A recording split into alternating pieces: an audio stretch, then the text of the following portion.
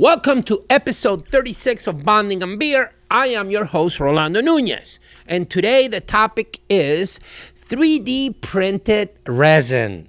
Ooh, new technology. Let's go.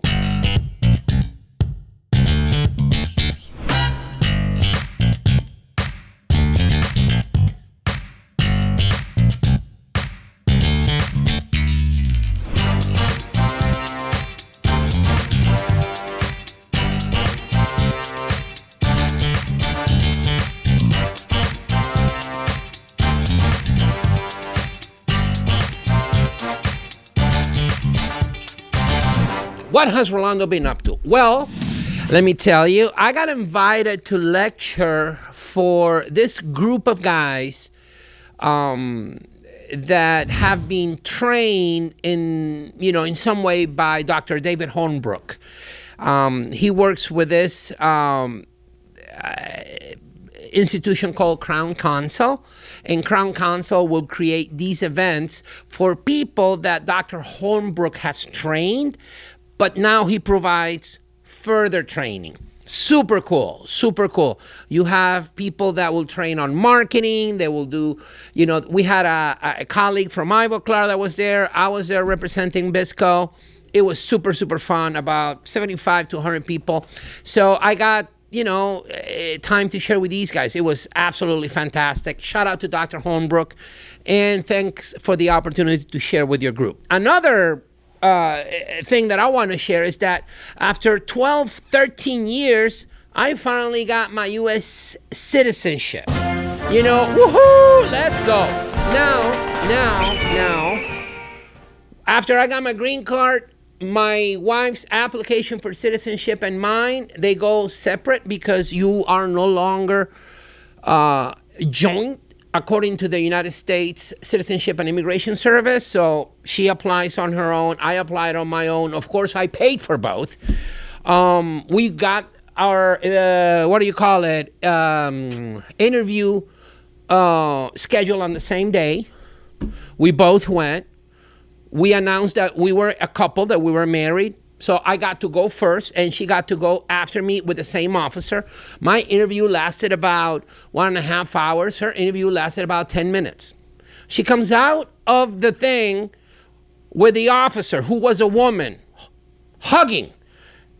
And she's like, "Oh, I love your hair." And then she goes and points at me and says, hey, you're so lucky that you're married to this woman. She doesn't know her. She doesn't know anything about her. She thinks she's great because she's got some great legs. What are we talking about? Why are you spending 1.5 hours with me asking me about tax returns? And then she goes in and comes out. Easy peasy.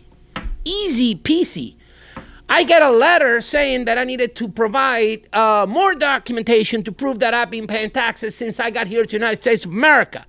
She gets a letter saying, "Congratulations, we are recommending your application to be moved to the next step." She became a citizen before I did. Jeremy, what are we talking about? I am extremely upset and happy at the same time. My first purchase after becoming a U.S. citizen, an American flag. Let's go. Our topic overview today, like I said, we're going to be talking about 3D printed resins. Now, we'll talk a little bit about the origins of the material and technology, the different types of 3D printed resins that are used, and of course the applications in dentistry.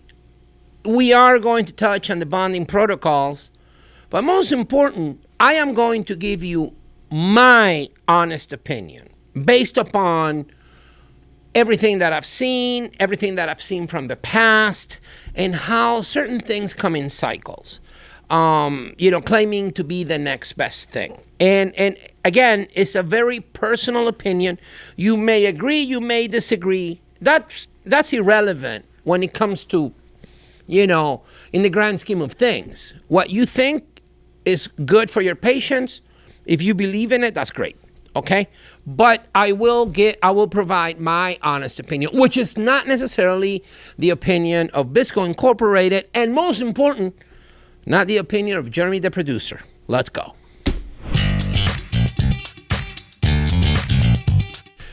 So before we get into this topic, we're going to open up this beer. I got this one. This is an interesting beer. It's called Stubborn Sturgeon. And the brewery is Bridge Up Brewing Company from Sturgeon Bay in Wisconsin.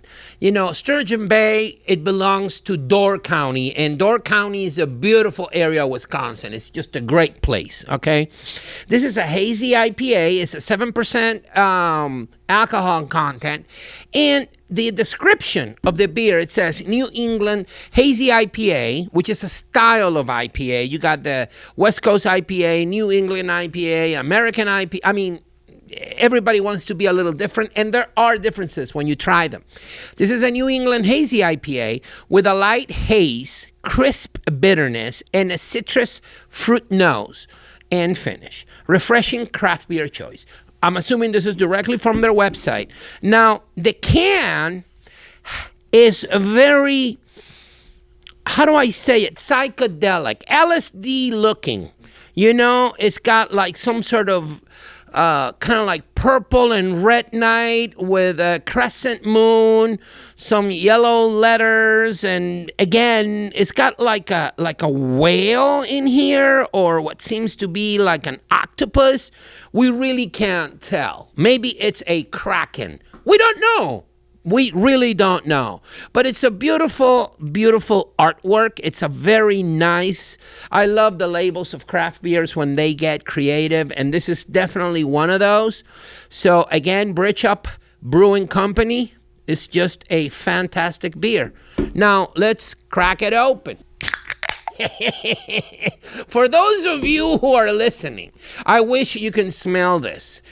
For those of you who are watching, I wish you can smell this. You can smell the citrus here, right?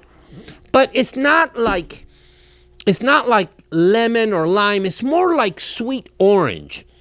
You can. It's there. You can. So now we're gonna pour it. We're gonna pour it next to the mic. Apparently, Jeremy has. You know, he's being told that we need to pour this next to the mic, so you can get some sound. And apparently pouring next to the mic makes me a professional, Jeremy. Look at that. Take a look at that. I mean, this is gold. Gold. I'm not screwing around. Now, you know, the description says kind of like light haze. I don't know what that means, but this is definitely hazy. Definitely. It's not clear, right? It's not clear. The foam, the crown, about 2.5 fingers, 2 fingers. It looks good. Great pour. I got to give kudos to myself. And I'm going to try this one. Sip, sip. Oh, yeah. This is going to be a fun episode. Guarantee it. Let's get into today's topic. Okay, so I'm not going to spend a lot of time talking about the history, but you need to mention a few things, right? The 3D printed resins have been around since probably the late 80s, early 90s. However, in dentistry, it was in the 2000s when we started using them specifically for models, to print dental models. That was the beginning of 3D printed resins. You know, after that, in the 2010s, around that time, we had some more aesthetic and biocompatible resins that were FDA, cleared for human use, to be used inside the mouth. Sip, sip, sip, sip. So those materials went through the process of, providing documentation to the FDA. They filed a document called 510K, got a medical device classification. And, you have type 1 classification, type 2 classification, and you have now products that you can make through the 3D printing process that can be used intraorally without any sort of harm or risk. So that was an interesting step. In the 2020s, which is the years that we're living right now, this decade, we have materials that have been approved or cleared for applications as final restorative materials. Now, even though people like to, jump and, start using the next best thing, and even though the technology is improving, we need to be careful. We need to be careful about this new technology when it comes to final restorations. And I will get into that later on. However, when it comes to bonding, there are no issues, no contraindications. I will go through the bonding protocol. It's extremely simple. Sip, sip, sip. However, when you look at different materials out there, the bonding protocols are all over the place. We're going to try to just, bring it all together and provide you with a very predictable bonding procedure, bonding protocol. So when you think about, going back to the types of resin, the 3D printed resins, you got something called SLA, which is called, it stands for stereolithography. And then you have digital light processing, or DLPs. And then you have your LCD ones, which are more efficient. And these materials can be used in a vast array, like this technology can be used to fabricate a vast array of different types of devices. Such as, well, the first one is models. It's not a device, but you can make models out of it.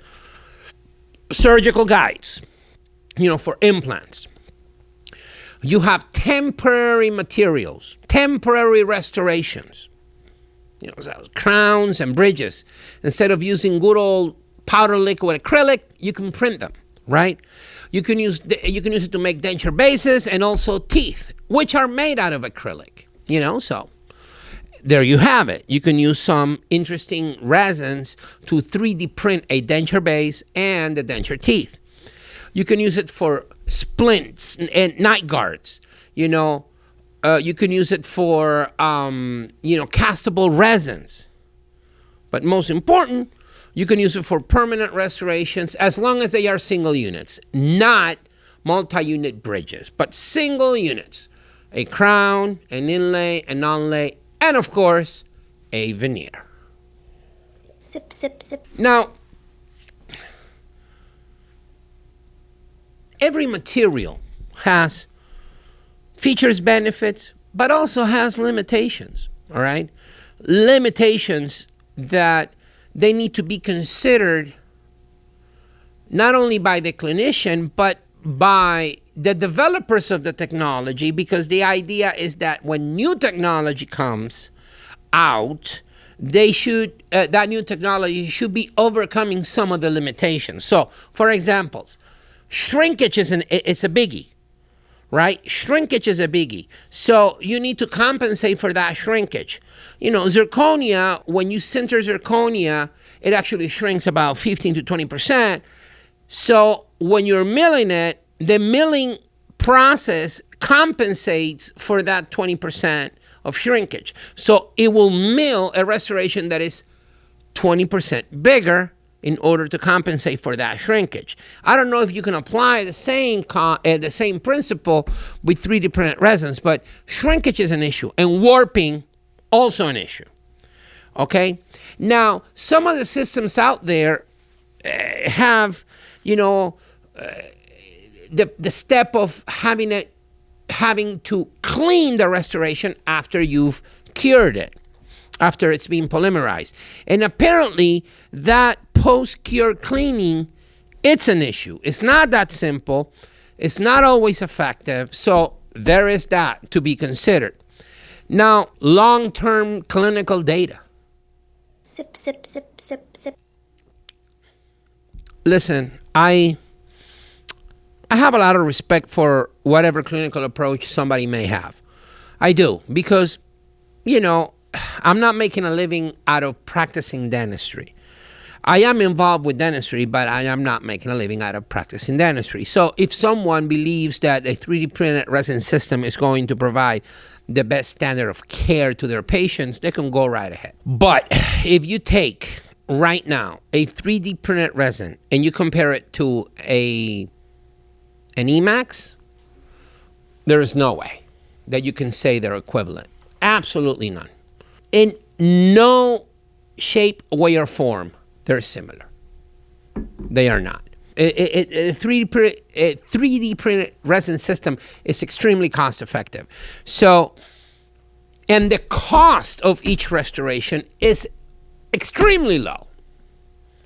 So it's very attractive for clinicians to start using these type of this technology and creating these type of restorations. And the process is the same. The workflow is the same. You scan it, you design it, and then you send it to the printer. And the printer will print it, cure it, clean it, and then you will bond to it. Instead of milling it, it's printing it. Sip, sip, sip. However, this is what it is being claimed. Companies claim that their products are, they have specific physical properties. They have specific optical properties or optical qualities, aesthetic features and benefits. And that is all fine and dandy. The problem is what happens to these restorations over time. What happens to these restorations over time? One thing is what the company says, what the manufacturer says, and another thing is what happens to those restorations clinically over time. Okay? Now, back in the 90s, a lot of companies started doing something called indirect composite restorations. And there was a composite system by a company called Culser. It was called Art Glass. And every company after Art Glass started developing an indirect composite system. I remember, I think it was Pelton and Crane. Not Pelton and Crane. Generic Pantron developed something called Sculpture. Bisco had something called Tessera. Kerr had another one. I can't remember what it was. Ivoclar had something called Targus Vectrus. Sip, sip. My question is, where are those today? Why are they gone? What happened to the trial that Art Glass went through?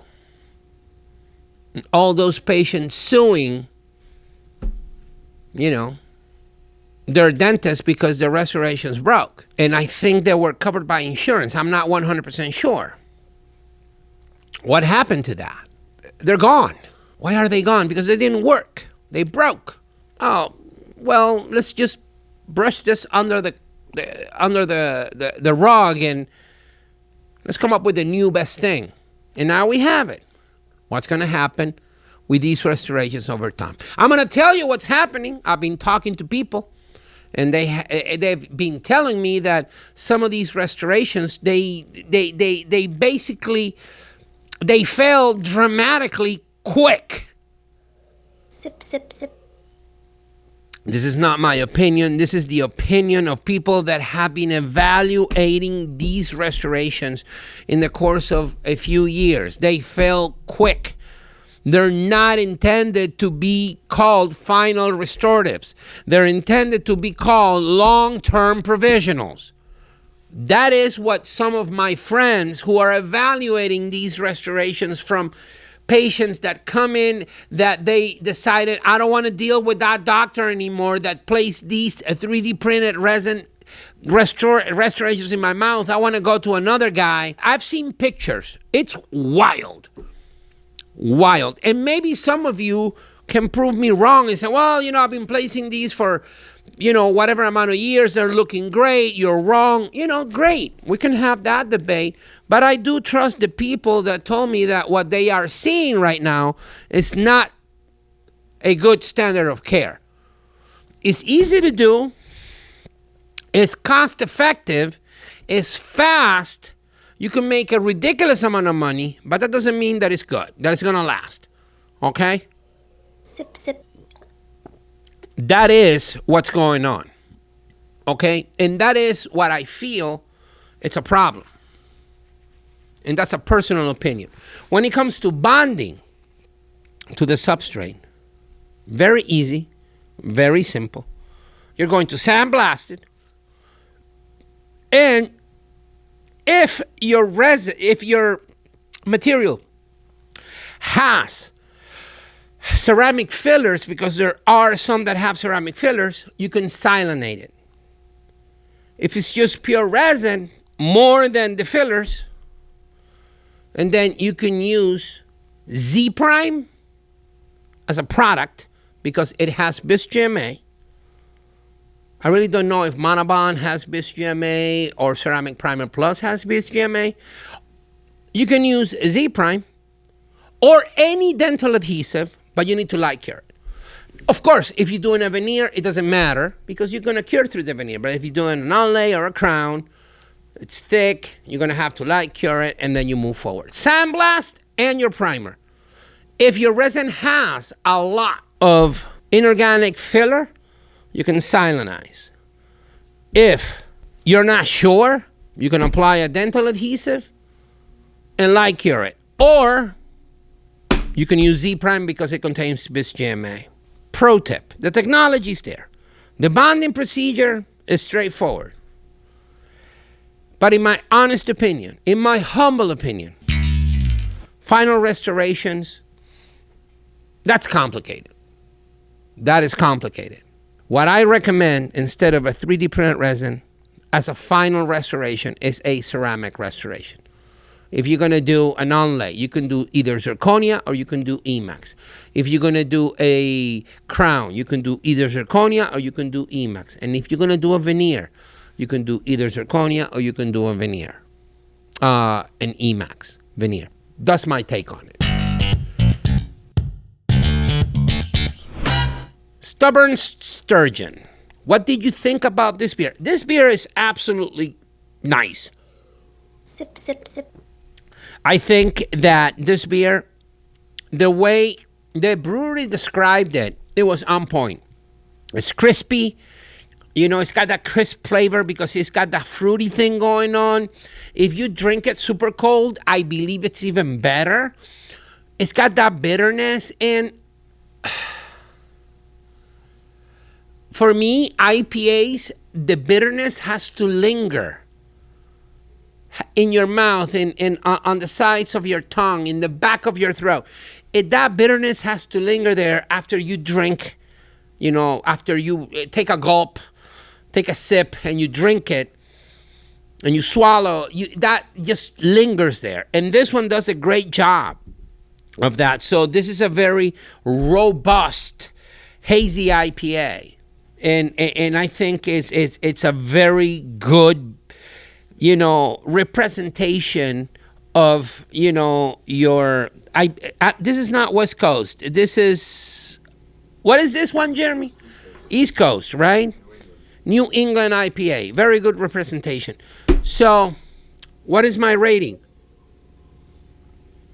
I'm going to give it 4.3. Would I have this again? Absolutely. 100%. Remember, if I give it more than 4, I will definitely have it again. If I give it more than 3, maybe not. If I give it less than 3, like 2, yeah, kind of garbage. If it's 1, don't even think about it. If it's less than 1, it should be just flushed down the toilet. Okay? I don't think I've ever given something less than 1. Have I, Jeremy? I think the Chinese beer. The Tsingtao. Yeah. It's garbage. You know, all due respect to all my Chinese followers or the people that like Tsingtao, it's garbage. It's garbage. You know, if you're drinking Tsingtao, you're not drinking for the beer. You're drinking based on culture, like Dr. Chiang Ma did. You know, more power to Dr. Ma. All right? Now, we're going to go through Q&A.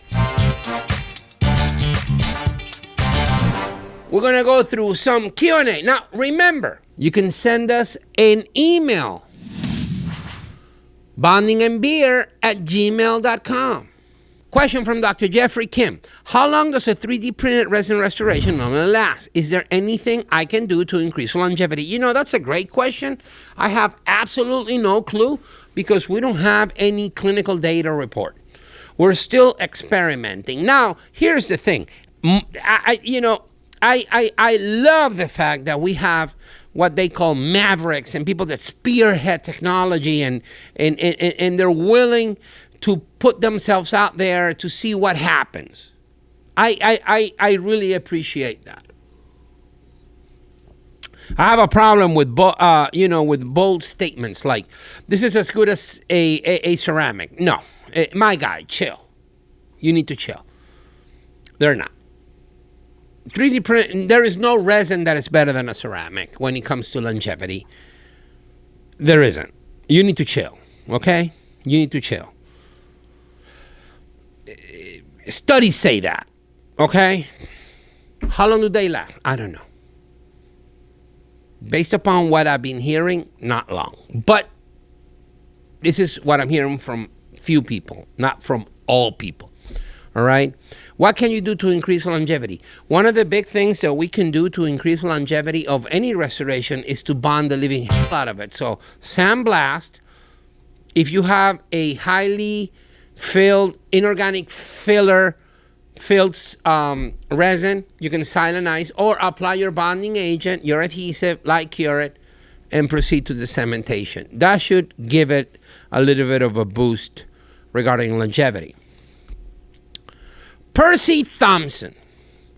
Do you see a future where 3D printed dental resins have a practical use? It's already there, brother. Instead of taking impressions with alginate or some sort of silicone, you can do it, you not take the impression, but, obtain the model with that. You don't need to, like the surgical guys that are 3D printed, the splints, the night guards that are 3D printed, like there's no future. It's like it's happening now. So practical dentistry, clinical dentistry is definitely benefiting from the presence of this kind of technology. However, there are limitations that we need to be aware of. Do your research. Don't take my word. Do your research. And if you have any questions, send it to us and we'll see if we can help you. Right? Now, a question from Miranda Thorpe. We are heading towards winter. What beer cocktail are you enjoying this time of year? As a true American, I enjoy peppermint mocha. And for some of you, that might sound like a weird drink, but if you go to Starbucks, which is the most American coffee you can get, forget about Folgers, Starbucks. Oh, Dunkin', Starbucks. During the winter, you're in Chicago, in the Midwest. It's snowing outside. You walk into the Starbucks, the smell of peppermint. Every single barista dressed as the Grinch, and they offered you peppermint mocha. That's the way to go. That is the most winter drink you can get. And that one is non-alcoholic. When it comes to alcohol, it doesn't really matter because alcohol makes you feel warm. That about wraps it up.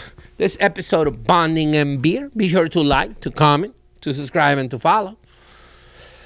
Remember, visit our Instagram at Bonding and Beer and let us know what topic you want to hear about next. It is very important to us. We have an idea of what we want to talk about, but we want to know what you guys want us to talk about. And we will definitely do it. If it is within the realm of bonding of dental materials and restorative dentistry, we will do the best we can and tackle that topic. So let's close 2025 with a big bang, and let's just do and develop some topics that our listeners they want us to develop. So let's freaking go. Thank you for tuning in to Bonding and Beer. I'm Rolando Nuñez, Jeremy the producer in the back. We will see you next episode. Let's freaking go.